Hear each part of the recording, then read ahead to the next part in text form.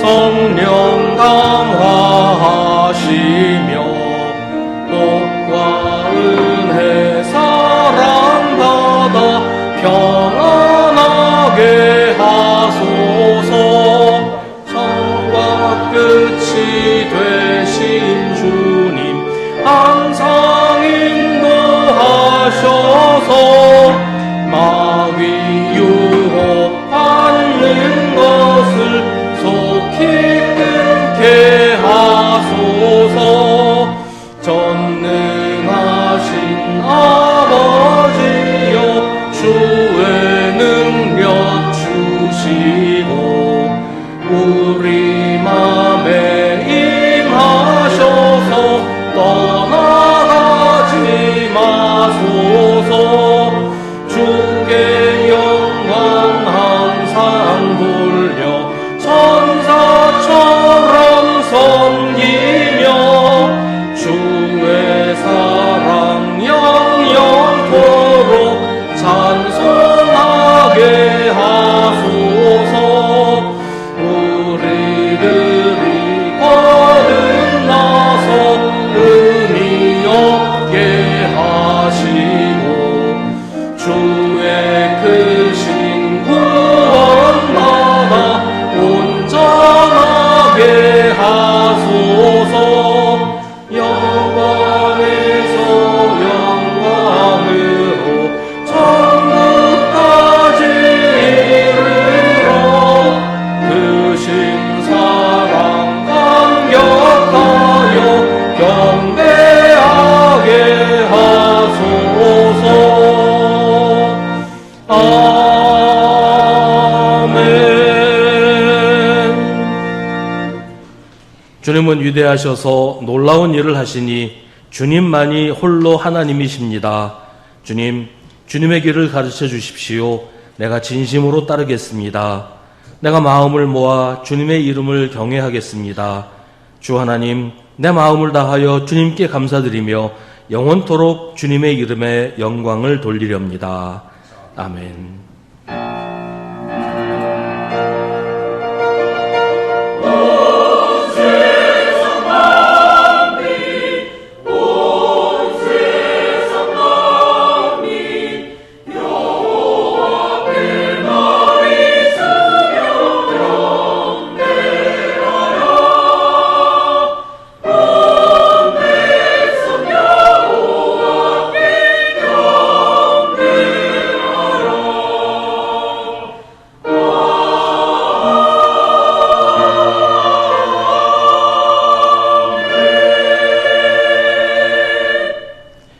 하나님, 주님이 모든 것을 예비하시고 항상 선한 길로 인도하심을 믿는다고 하면서도 여전히 우리는 주님보다 우리 눈에 보이는 것을 의지하며 살았습니다. 주님께 순종하는 좁은 길이 아니라 우리에게 편안하고 넓은 길을 먼저 선택했습니다. 주님의 은혜로 산다고 하지만 죄의 습관을 버리지 못한 채 이기적인 욕심으로 살아왔음을 고백합니다. 신실하신 주님, 우리의 불신앙을 용서하여 주옵소서. 우리를 새롭게 하셔서 하나님을 경외하는 믿음으로 온전히 순종하며 살아가게 하옵소서. 이제 계속해서 우리 각자의 죄를 주님께 고백하고 회개하는 기도를 드립니다.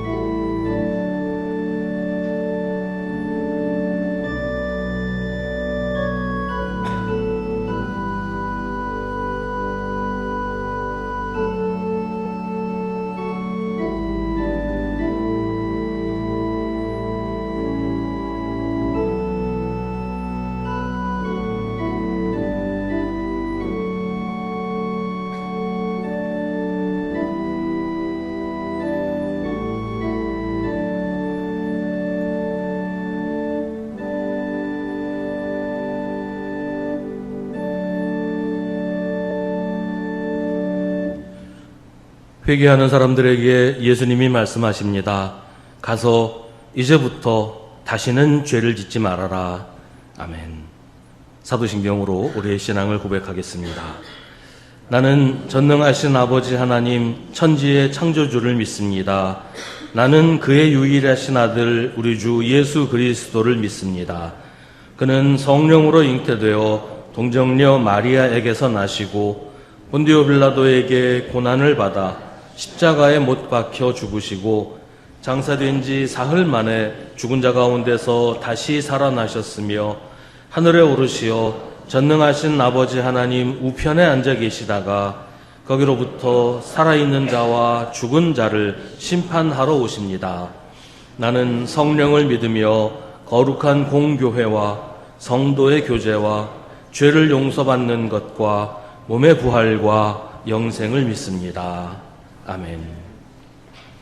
성시교독은 주보에 있는 시편 89편의 말씀입니다. 내가 영원히 주님의 사랑을 노래하렵니다. 대대로 이어가면서 내 입으로 주님의 신실하심을 전하렵니다.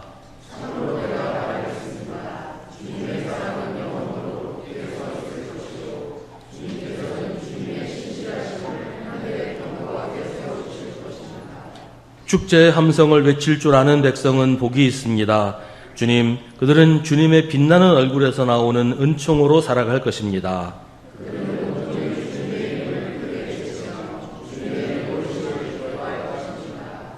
주님께서는 그들의 영광스러운 힘이십니다.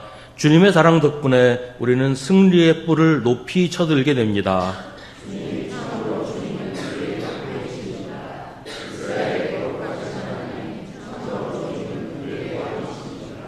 아멘.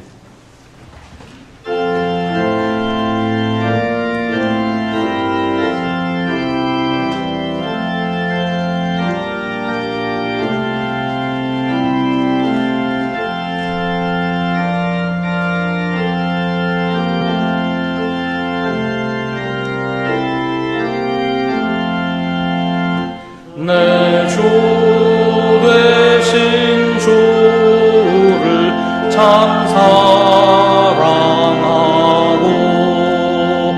곧 그에게 죄를 다 고합니다. 그는 은혜를 주신 내 예수시니 이전보다 더욱 사랑합니다. 주 날 사랑하사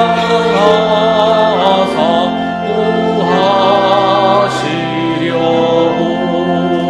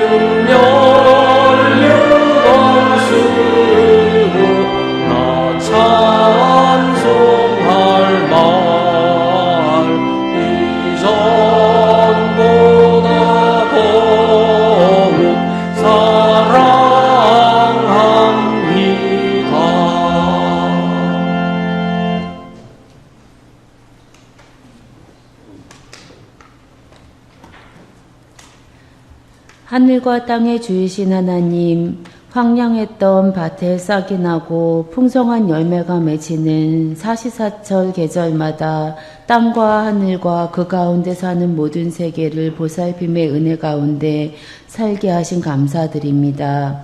오늘도 어제도 한 해 한 해 우리의 평범한 일상은 주의 선하심으로 그리스도로 관시우셔서 주품 안에 살아감을 고백합니다.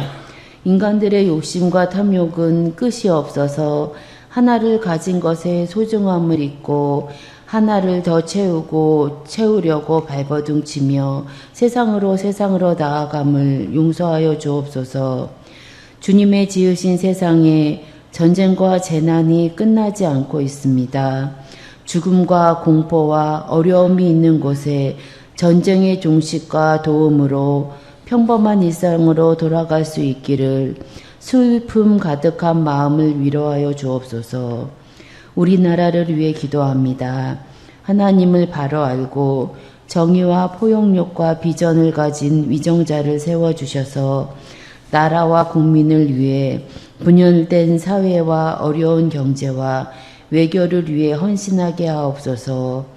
꿈과 희망을 가지지 못하고 학업과 미래에 불안한 청년들이 주님을 알고 주님께 돌아오게 하시고 잘 성장할 수 있도록 함께 하옵소서.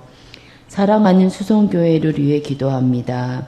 어린 자녀들 주 안에서 사랑으로 크게 하시고 연로한 성도들 건강하게 주와 함께 행복하고 편안하게 하옵소서. 교회가 계획하는 모든 일에 주님 향기를 나타내게 하옵소서. 주님 말씀 위에 기도에 힘쓰고 봉사하는 사랑 넘치는 교회 되게 하옵소서. 말씀 전하실 목사님 강건케 하시어 말씀에 성령의 지혜와 은혜가 함께 하셔서 저희 모두 주님께 더 나아가길 원합니다. 성가대의 찬양이 주께 영광되게 하시고 은혜 내려 주옵소서. 이 모든 말씀 예수님 이름으로 기도합니다. 아멘.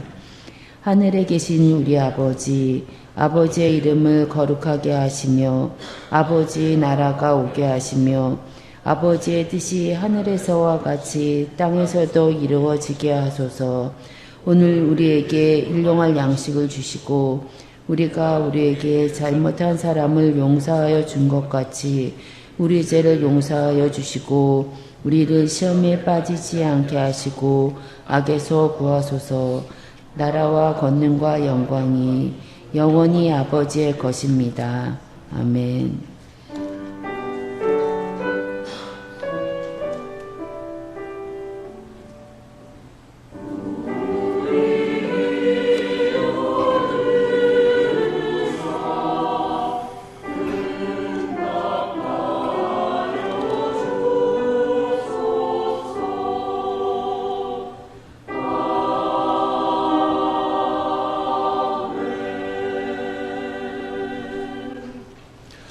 오늘 우리에게 주시는 하나님의 말씀은 신약 성경 로마서 6장 12절부터 23절입니다. 하나님의 말씀을 봉독하겠습니다. 이 말씀을 통해 하나님의 음성을 들으시기 바랍니다. 그러므로 여러분은 죄가 여러분의 죽을 몸을 지배하지 못하게 해서 여러분이 몸의 정욕에 굴복하는 일이 없도록 하십시오. 그러므로 여러분은 여러분의 지체를 죄에 내맡겨서 불의의 연장이 되게 하지 마십시오. 오히려 여러분은 죽은 사람들 가운데서 살아난 사람답게 여러분을 하나님께 바치고 여러분의 지체를 의의 연장으로 하나님께 바치십시오. 여러분은 율법 아래 있지 않고 은혜 아래 있으므로 죄가 여러분을 다스릴 수 없을 것입니다. 그러면 어떻게 해야 하겠습니까? 우리가 율법 아래 있지 않고 은혜 아래에 있다고 해서 우리 마음 놓고 죄를 짓자는 말입니까? 그럴 수 없습니다. 여러분이 아무에게나 자기를 종으로 내맡겨서 복종하게 하면 여러분은 여러분이 복종하는 그 사람의 종이 되는 것임을 알지 못합니까? 여러분은 죄의 종이 되어 죽음에 이르거나 아니면 순종의 종이 되어 의에 이르거나 하는 것입니다. 그러나 하나님께 감사하는 것은 여러분이 전에는 죄의 종이었으나 이제 여러분은 전에 받은 교훈의 본에 마음으로부터 순종함으로써 죄에서 해방을 받아서 의의 종이 된 것입니다. 여러분의 이해력이 미약함으로 내가 사람의 방식으로 말하겠습니다. 여러분이 전에는 자기 지체를 더러움과 불법의 종으로 내맡겨서 불법에 빠져 있었지만 이제는 여러분의 지체를 의의 종으로 바쳐서 거룩함에 이르도록 하십시오. 여러분이 죄의 종일 때에는 의에 얽매이지 않았습니다.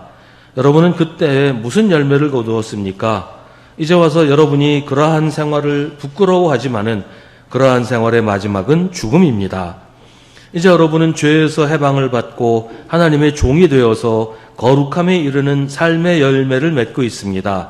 그 마지막은 영원한 생명입니다. 죄의 삭은 죽음이요 하나님의 선물은 우리 주 예수 그리스도 안에서 누리는 영원한 생명입니다. 아멘. 이것은 하나님의 말씀입니다.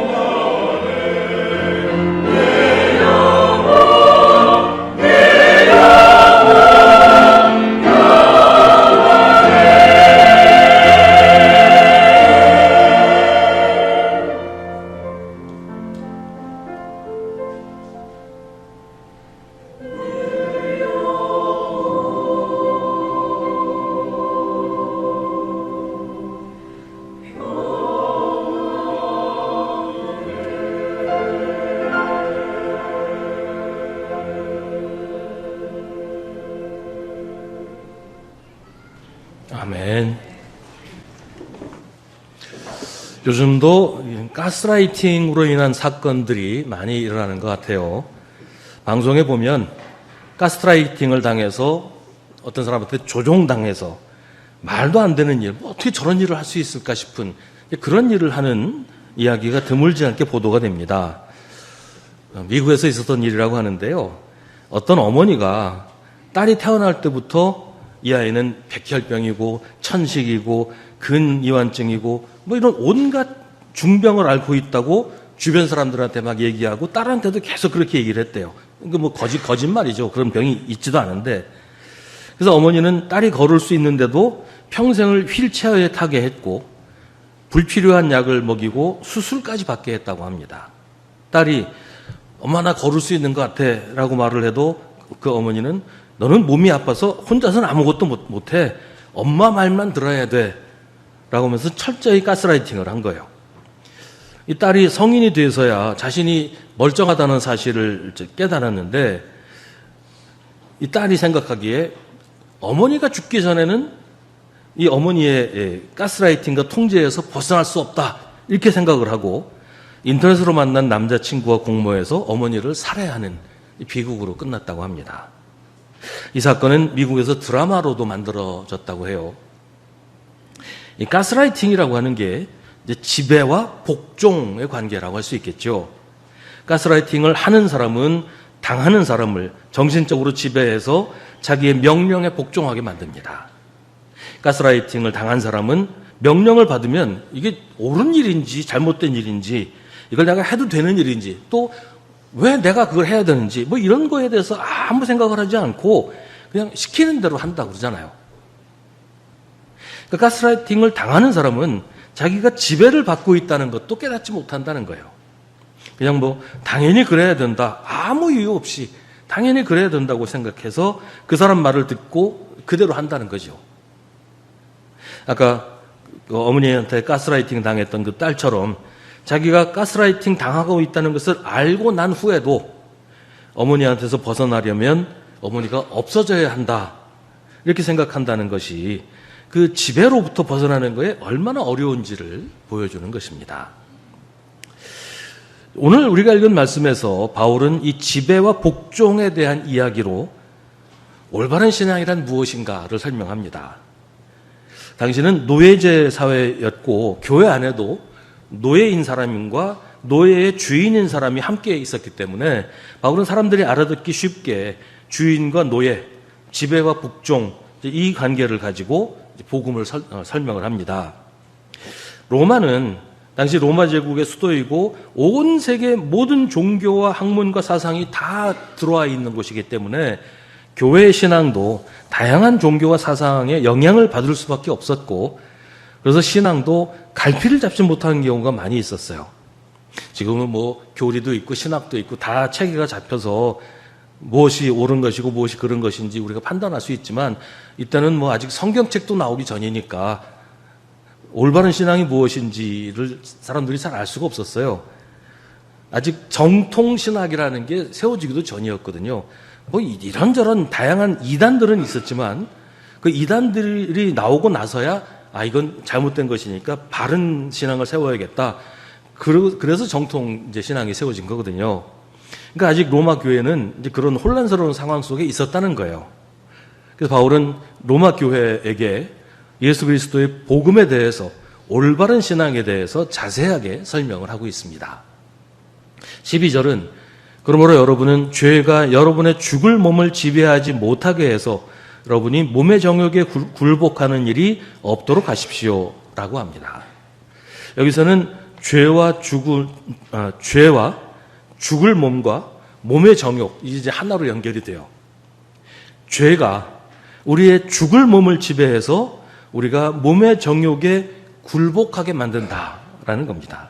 그러니까 죄가 우리를 지배하고 우리가 죄에게 복종해서 죄가 시키는 대로 하는데, 죄가 우리에게 시키는 것은 우리 몸의 정욕을 따라 사는 것이다, 그런 얘기예요. 여기서 말하는 몸이라는 것은 단순히 우리 이제 육체를 말하는 것이 아니라 우리가 세상에서 살아가는 우리 삶의 모습을 말하는 것인데, 세상에서 이기적인 욕심을 위해서 살아가는 것을 말하는 겁니다. 바울은 죄의 지배를 받지 말라고 합니다. 죄의 노예가 되지 말라, 죄에게 가스라이팅 당하지 말라, 그런 얘기죠.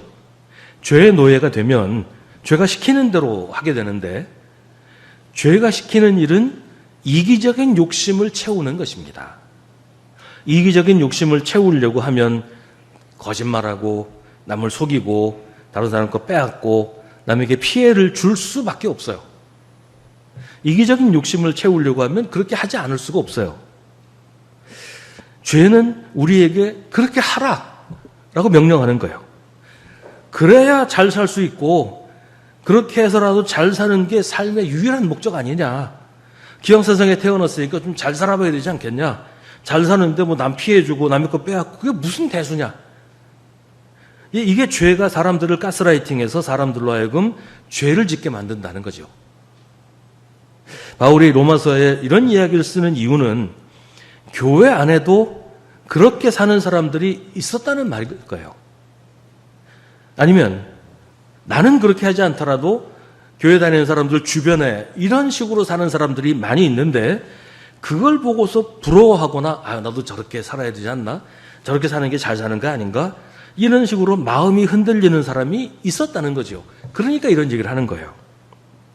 근데 바울은 그렇게 사는 것, 그렇게 생각하는 것은 예수를 믿는 게 아니라 죄의 노예로 사는 것이라고 깨우쳐주고 있어요. 13절은 그러므로 여러분은 여러분의 지체를 죄에 내맡겨서 불의의 연장이 되게 하지 마십시오. 오히려 여러분은 죽은 사람들 가운데서 살아난 사람답게 여러분을 하나님께 바치고 여러분의 지체를 의의 연장으로 하나님께 바치십시오 라고 말합니다. 우리가 우리 자신을 죄에 맡기면, 그러니까 죄에게 복종해서 죄가 시키는 대로 하면 우리 자신을 불의한 일을 하는 도구가 되게 하는 것이란 말이에요. 이 도구, 연장이라는 것은 어떤 일을 하기 위한 용도로 사용되는 거죠. 예를 들어서 망치는 못을 박는 데 사용해요. 도끼는 나무를 베거나 쪼개거나 이럴 때 쓰죠. 근데 누가 그 연장을 어떤 목적으로 사용하느냐에 따라서 완전히 달라집니다. 나무꾼이 도끼를 쓰면 나무를 베지만 조폭이 도끼를 쓰면 사람을 죽여요. 우리가 우리 자신을 죄에 내맡기면 우리는 불의한 일을 하는 도구가 됩니다. 바울은 그래서는 안 된다고 말합니다. 바울은 불의한 일을 해서라도 잘 사는 게 복이라고 생각하는 사람들에게 그렇게 하는 것은 죄의 도구가 되는 것이고 불의의 연장이 되는 것이라고 경고합니다. 바울은 예수를 믿는 사람이라면 그런 일은 부러워하지도 말고 그렇게 할 생각도 하지 말아야 한다고 말합니다. 예수 믿는 사람이라면 자신을 하나님께 바치고 자기의 몸을 의의 연장으로 하나님께 바쳐야 합니다. 자신을 하나님께 바친다는 것은 자신의 삶을, 내가 가진 모든 것을, 내 인생의 목적을 하나님께 바쳐서 오직 하나님의 뜻대로만 사는 것을 말합니다. 하나님의 손에 잡혀서 하나님의 뜻대로 사는 것이 하나님의 도구가 되는 것이죠. 하나님의 도구가 되면 당연히 의의 연장, 의의 도구가 되는 것이죠. 자동차가 우리들의 생활을 대단히 편리하게 해주잖아요. 근데 술 마시고 운전하면 자동차는 살인 도구가 됩니다. 예수 믿는 사람은 말을 해도 다른 사람을 격려하고 용기를 주고 살리는 말을 해야 돼요. 그게 의의 도구가 되는 것이고 그게 하나님의 지배를 받는 거예요. 말을 해도 비난하고 흠잡고 상처 주는 말을 하는 것은 내가 다른 하나님의 도구가 아니라 내가 어떤 죄의 도구가 되어서 그렇게 되는 거예요. 이런 경우도 있어요. 말을 할 때 99개의 사실과 하나의 거짓을 섞어서 말해요. 그러면 이게 진실을 말하는 것일까요? 거짓을 말하는 것일까요? 99개가 사실이니까 이건 진실입니까? 그렇지 않아요. 99개의 사실이 아니라 하나의 거짓이 그 말을 한 진짜 목적이니까요. 그게 더 악한 겁니다. 왜냐하면 그 99개의 사실을 가지고 다른 사람들이 내가 하는 말이 진실이다, 사실이다라고 믿게 하면서 그 하나의 거짓말을 통해서 완전히 다른 사실을 전하는 거잖아요. 그런 말이 사람을 죽여요. 그 유튜브 하는 유튜버 가운데 사이버 레카라고 불리는 사람들이 있어요. 이 사람들이 뭘 하는 사람들이냐면 어떤 사람, 주로 이제 유명인 이런 사람들을 공격하고 비난해서 돈벌이를 해요. 근데 이런 사람들이 100% 거짓말만 하냐? 그렇지 않아요. 사실과 거짓을 교묘하게 뒤섞어서 사람들이 사실과 거짓을 구분하지 못하게 만들어서 얘기를 하는 거예요. 그러니까 사실을 말하니까 사람들이 저 사람 얘기하는 게 진짜인가 보다 라고 믿게 되고 그 믿음을 이용해서 거짓말까지 믿게 만드는 거예요. 어떤 유명한 가수가 룸사롱에 갔다가 종업원을 폭행했다더라 이런 얘기를 하는데 그게 100% 다 거짓말은 아니라고요. 그 말 중에는 거짓말과 사실이 뒤섞여 있는데 사실 사람들이 몇 가지 그 사실만 보고 저 사람 얘기 다 진짜구나, 그 사람 진짜 나쁜 놈이구나 라고 믿게 만든다는 거예요. 이런 사람들은 돈벌이를 위해서 그렇게 하지만 또 우리도 그럴 수가 있어요. 어떤 사람에 대해서 얘기할 때 객관적인 사실과 나의 주관적인 생각을 섞어서 말하면 내 말을 듣는 사람은 내가 하는 말이 전부 객관적인 사실일까라고 믿게 돼요. 왜냐하면 자기가 알고 있는 얘기가 나오니까 저 사람 얘기가 사실인가 보다. 그래서 거짓말까지 사실로 믿게 되고 거짓 소문이 퍼지게 되고 그런 식으로 사람을 죽게 만들 수도 있단 말이에요. 아무리 나는 99개는 사실을 말했어 라고 변명을 해도 그건 거짓을 말하기 위한 수단이었을 뿐이지 사실이 아니란 말이에요. 그건 자기를 죄의 도구가 되게 하는 것이라고 바울은 말합니다. 14절은 우리가 율법 아래 있지 않고 은혜 아래 있으므로 죄가 여러분을 다스릴 수 없다고 합니다. 우리나라가 일제강점기 때는 일본의 지배 아래 있었어요. 그런데 해방이 돼서는 더 이상 일본의 지배를 받지 않습니다. 일본은 더 이상 우리를 다스리지 못해요. 그런데 해방이 된 후에도 일본에게 복종하고 일본이 나를 다스린다고 생각하는 사람이 있다면 그 사람은 아직도 일본으로부터 해방되지 못하고 있는 것이죠. 탈북자들이 북한에 있을 때는 북한 정권의 지배를 받으면서 북한 정권에게 복종을 해야 했어요. 근데 북한을 벗어나서 남한에 오면 더 이상 북한 정권이 하는 말을 들을 필요가 없어요. 북한의 지배를 받지 않으니까요. 예수 믿는 사람은 은혜 아래 있으므로 더 이상 죄가 다스릴 수 없습니다. 죄의 지배를 받지 않습니다. 죄가 시키는 대로 하지 말아야 되는 거예요. 만약에 예수를 믿는다고 하면서도 여전히 죄에게 복종하고 죄가 시키는 대로 한다면 그건 예수 믿는 게 아닐 수 있다는 거예요. 16절이 그 이야기를 자세하게 합니다. 여러분이 아무에게나 자기를 종으로 내맡겨서 복종하게 하면 여러분은 여러분이 복종하는 그 사람의 종이 되는 것임을 알지 못합니까? 여러분은 죄의 종이 되어 죽음에 이르거나 아니면 순종의 종이 되어 의에 이르거나 하는 것입니다. 그러니까 누군가의 지배를 받는다는 게 사실은 자기가 그 사람한테 스스로 복종하는 것이에요.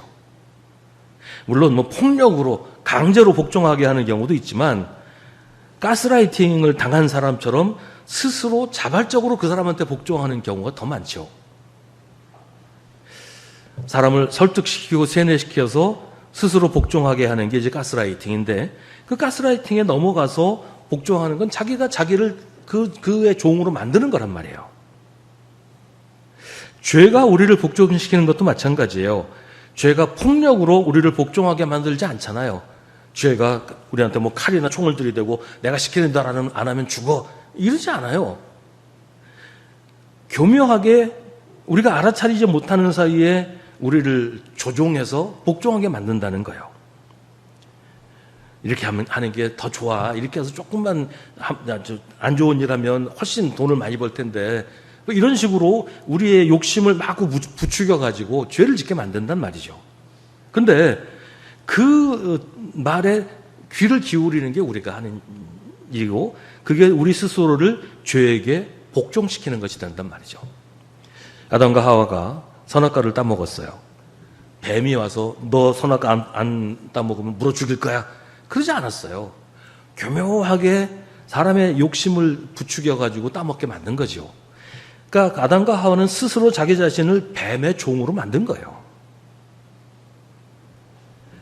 죄는 우리의 욕심과 우리의 악한 마음을 파고들어서 죄를 짓는 게 나한테 유익한 거야. 죄를 지으면 잘 살 수 있어. 이렇게 믿게 만드는 거죠. 그런 식으로 죄의 노예를 만드는 거예요. 가룟 유다가 예수님을 배반한 게 사탄이 가룟 유다의 속에 들어가서 그렇게 하게 만들었다고 하는데 가룟 유다가 정말로 예수님을 사랑하고 예수님을 신뢰했는데도 그렇게 된 게 아니에요. 사탄은 가룟 유다의 빈틈을 파고들었어요. 그의 탐욕과 재물에 대한 집착과 예수님에 대한 불만 이런 틈새로 스며들어서 그를 죄에 복종하게 만든 겁니다. 예수님을 시험했지만 실패했던 사탄이 가룟 유다한테는 성공한 이유가 가룟 유다에게 있는 거예요. 그러니까 누가 나를 지배하는지는 내가 누구한테 복종하는지를 보면 알 수 있어요. 내가 무슨 일을 하면서 사는지, 무엇을 위해서 살고 있는지를 보면 누가 나를 지배하고 있는지를 알 수가 있어요. 누가 나를 지배하는가는 내가 나를 누구에게 맡기는가에 달린 겁니다. 내가 복종하고 내가 따르는 그게 나의 주인이고 나는 그의 종이라는 거예요. 바울은 우리가 누구에게 복종하는지에 따라 죄의 종이 되어서 죽음에 이르거나 순종의 종이 되어서 의에 이르게 된다고 합니다. 여기까지 말하고서 바울은 로마 교회에서 이 설명을 제대로 이해했을지 좀 걱정이 됐던 모양이에요. 그래서 좀 더 쉽게 설명하겠다고 합니다. 19절에서 바울은 여러분이 전에는 자기 지체를 더러움과 불법의 종으로 내맡겨서 불법에 빠져 있었지만 이제는 여러분의 지체를 의의 종으로 바쳐서 거룩함에 이르도록 하십시오라고 말합니다.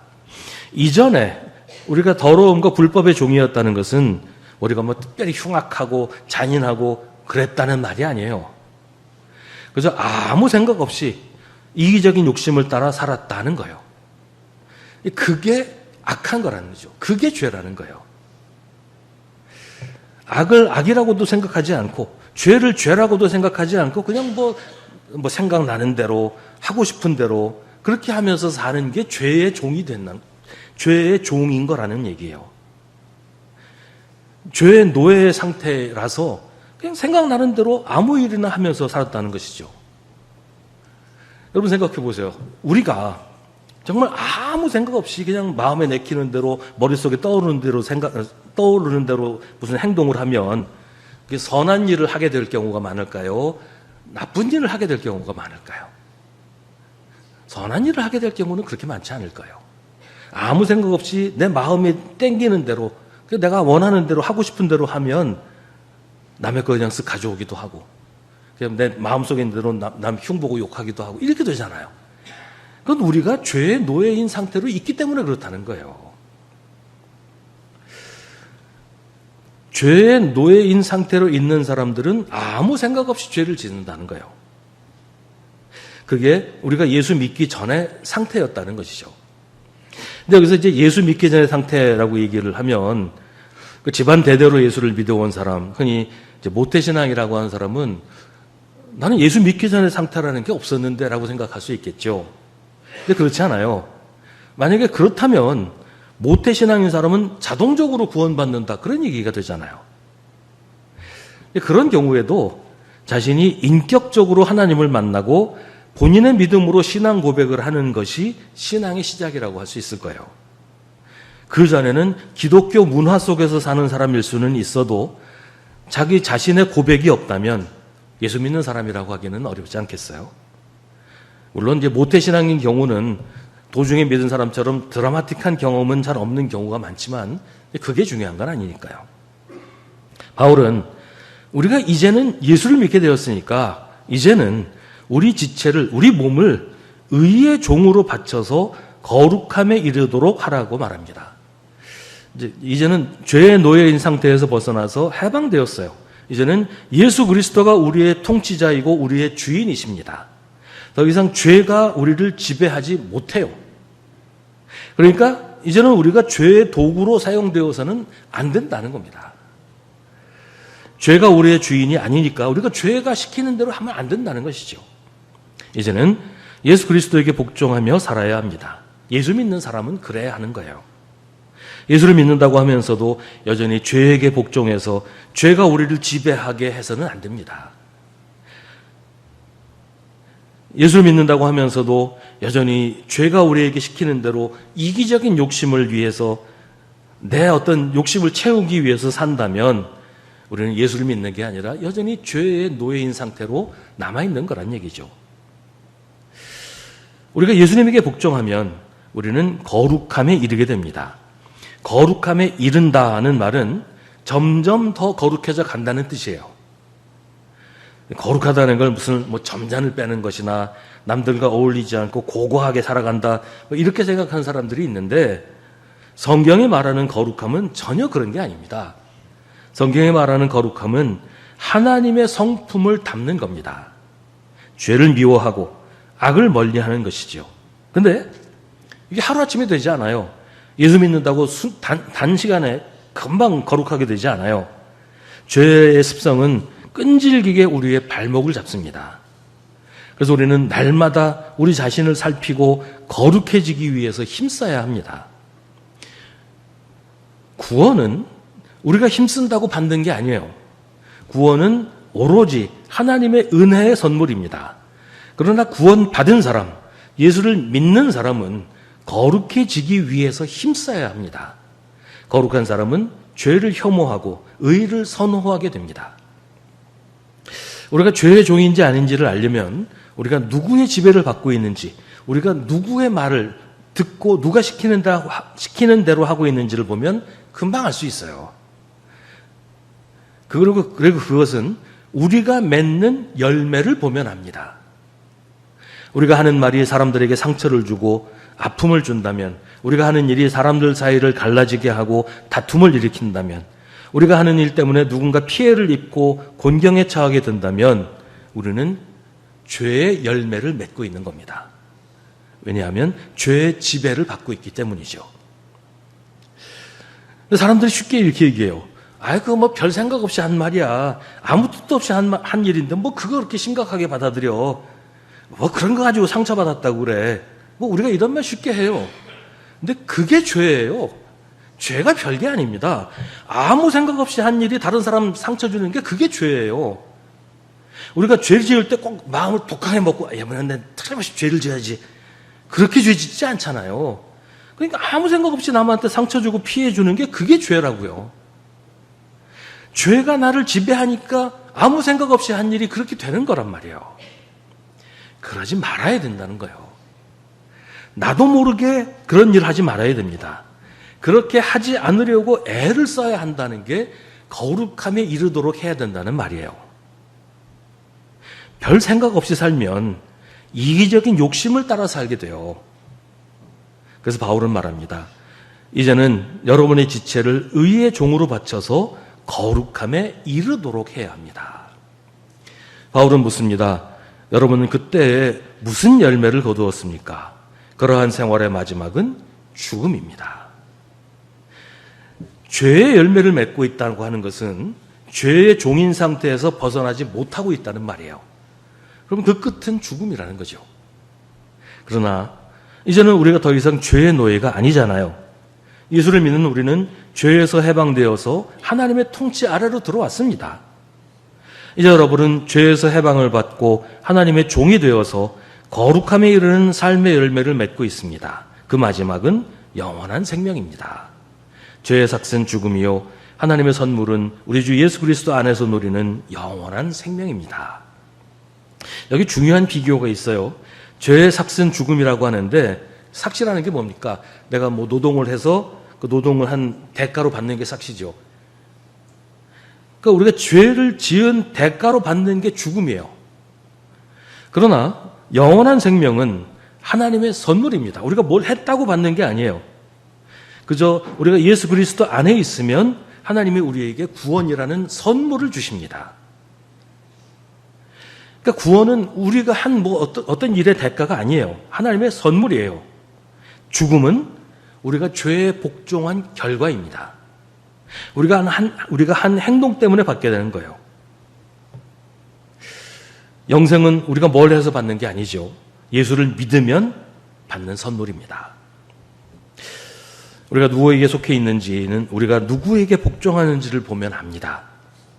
우리가 우리 자신을 누군가의 도구로 바치고 있는지, 우리가 무엇을 위해서, 누구를 위해서 살고 있는지를 보면 누가 나의 주인인지, 우리의 결말이 어떠할지가 보입니다. 뭐 대단한 일을 하라는 게 아니에요. 무슨 큰 공로가 필요한 게 아닙니다. 무슨 큰 열매를 많이 맺어야 되는 것도 아니에요. 다만 우리가 날마다 조금씩이라도 거룩해져서 조금씩이라도 예수님을 닮아가면 그 끝은 영원한 생명입니다. 내 삶의 목표, 내 삶의 방향이 문제예요. 우리가 죄에서 벗어났으니까 한 걸음씩 한 걸음씩 주님을 향해서 가야 된단 말이에요. 하다못해 제자리 걸음이라도 해야 됩니다. 뒷걸음질을 치면 안 돼요. 뒷걸음질은 다시 원래 있던 자리로 돌아가는 거잖아요.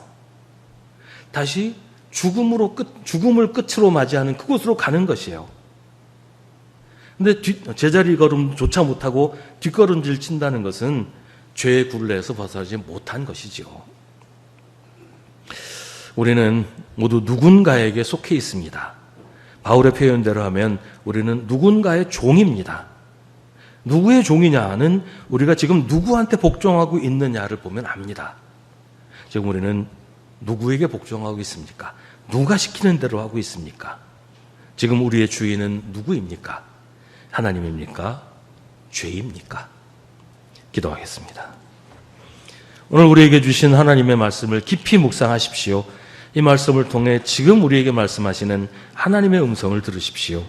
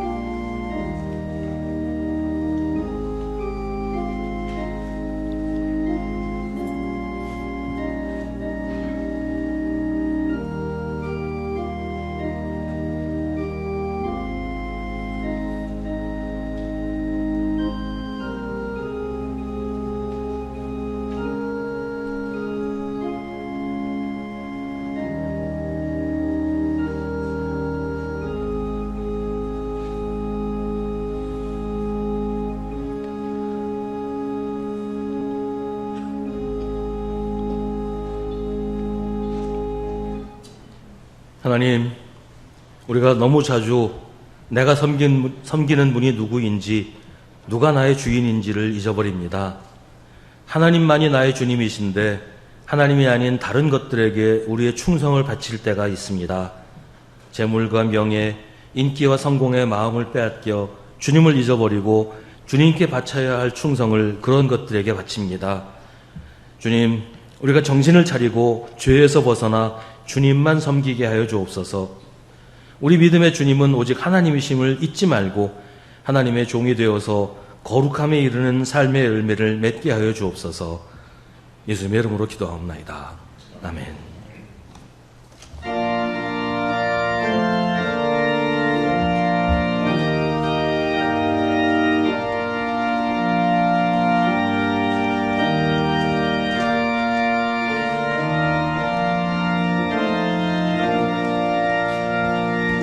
누가 주를 따라 섬기려는가? 누가 죄를 떠나 주만 따를까? 누가 주를 섬겨 남을 구할까? 누가 주의 뒤를 따라가려나? 부르심을 받아 주의 은혜로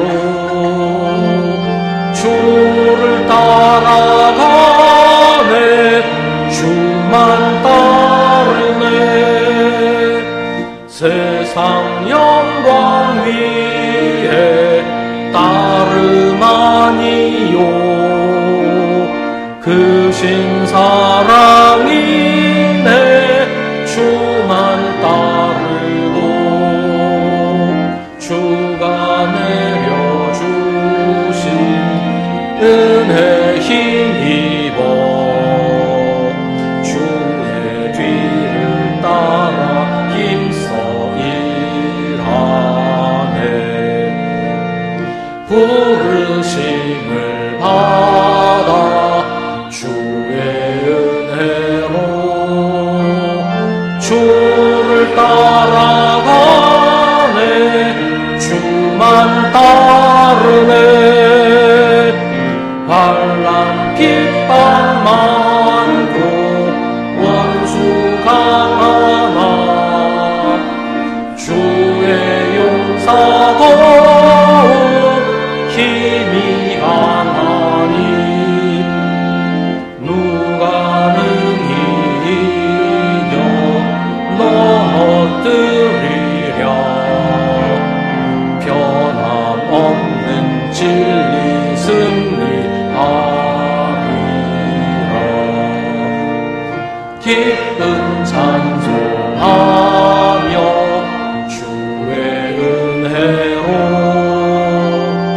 주를 따라가네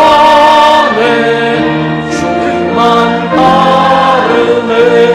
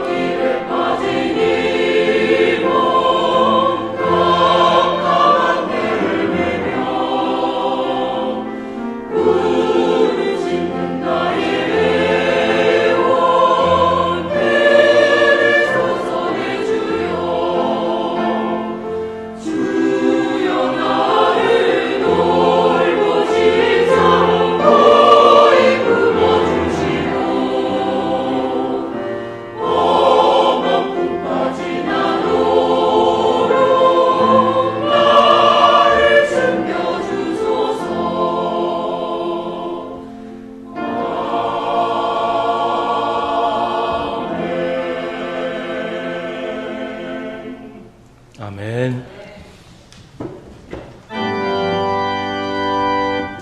모든 것이 주께로부터 왔으니 이 예물을 주께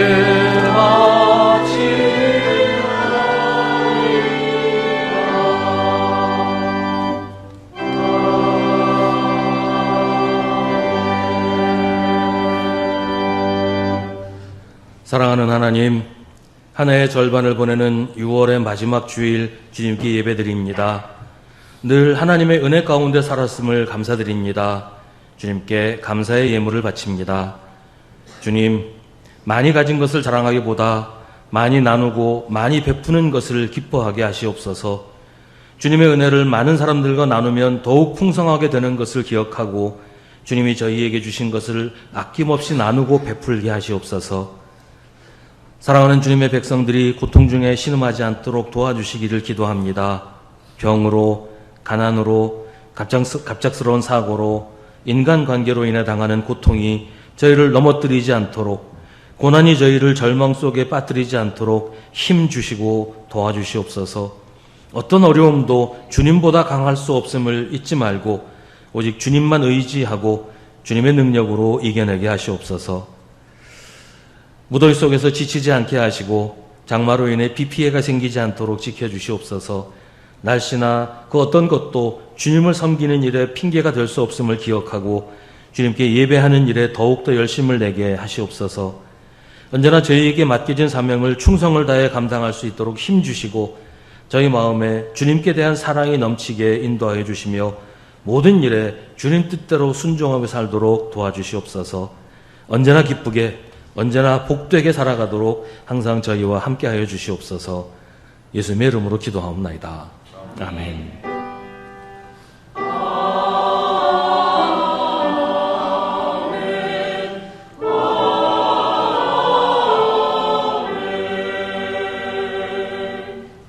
잠시 자리에 앉으시기 바랍니다. 우리 함께 예배드린 성도들과 인사 나누겠습니다. 주님의 이름으로 문안하시고 인사하십시다.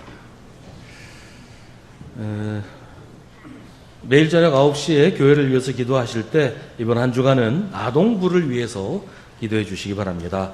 아동부가 많이 어려운 가운데 있지만 우리 새로운 생명들을 잘 양육해서 주님의 백성으로 잘 자라도록 할 수 있도록 아동부를 위해서 기도해 주시기 바랍니다. 예배 후에 교구별 모임을 합니다. 1시 30분에는 당회실에서 6월 정기당회를 합니다. 7월 성경 읽기표 나왔습니다. 우리 성경 일독하는 일에 모두 열심을 내시기 바랍니다. 이번 주 수요기도회는 사랑교구가 주관하는 구역연합 예배로 드립니다. 우리 사랑교구는 물론이고 모든 교구에서 좀 힘내서 참석하셔서 함께 예배드리고 또 교제도 나눌 수 있기를 바랍니다. 다음 주일 오후 1시 30분에는 주일 성경 공부를 하고요. 성경 공부 후에 7월 정기 재직회를 합니다. 7월 5일 주일 공동 식사는 믿음교구에서 준비합니다. 7월 19일 주일 공동 식사는 소망교구에서 준비합니다. 주보 인쇄하는 과정에서 좀 누락이 됐는데요. 오늘 떡을 김현희 권사님 생일 감사로 봉헌을 하셨습니다. 주보에서 빠지게 돼서 이제 사과를 드립니다. 나가시면서 김현희 권사님 준비하신 떡 다 받아서 나가시기 바랍니다.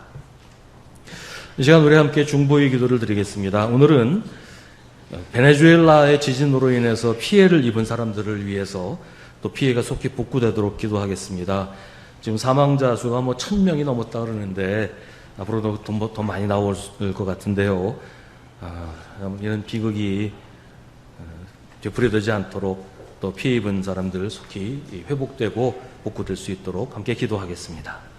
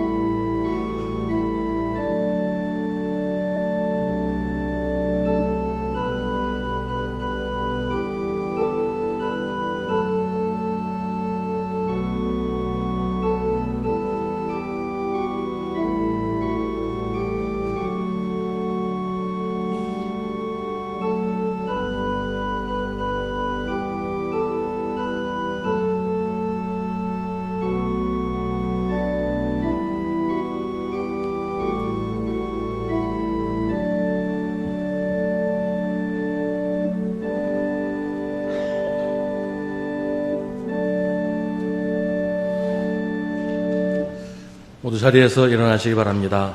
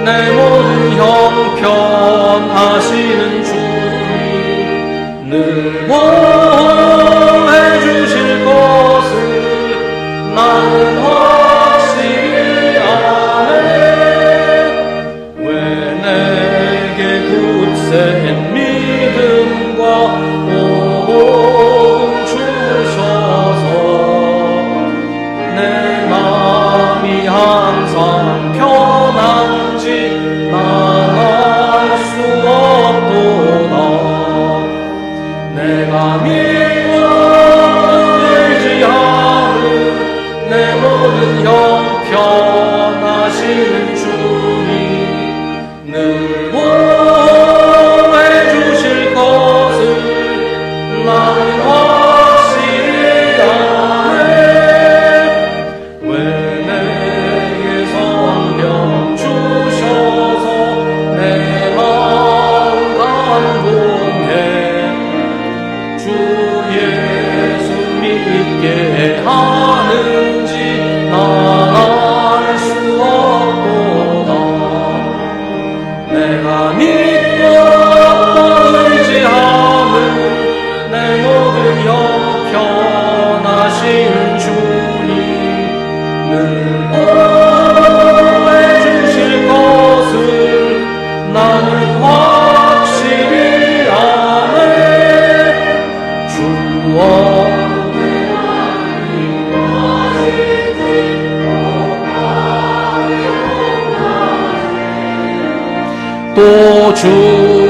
만날 그곳도 난 알 수 없도다. 내가 믿고 또 의지함은 내 모든 형편하시는 주님 늘 돌보아주는 것을 나는 확실히 아네. 우리의 이기적인 욕심을 섬기지 말고 오직 우리의 주인이신 예수 그리스도만 섬기며 순종하십시오. 우리 구주 예수 그리스도의 은혜와 하나님 아버지의 사랑과 성령의 사귐이 주님을 예배하는 사랑하는 주님의 자녀들에게 언제나 언제까지나 함께 하시기를 간절히 축원하옵나이다. 아멘.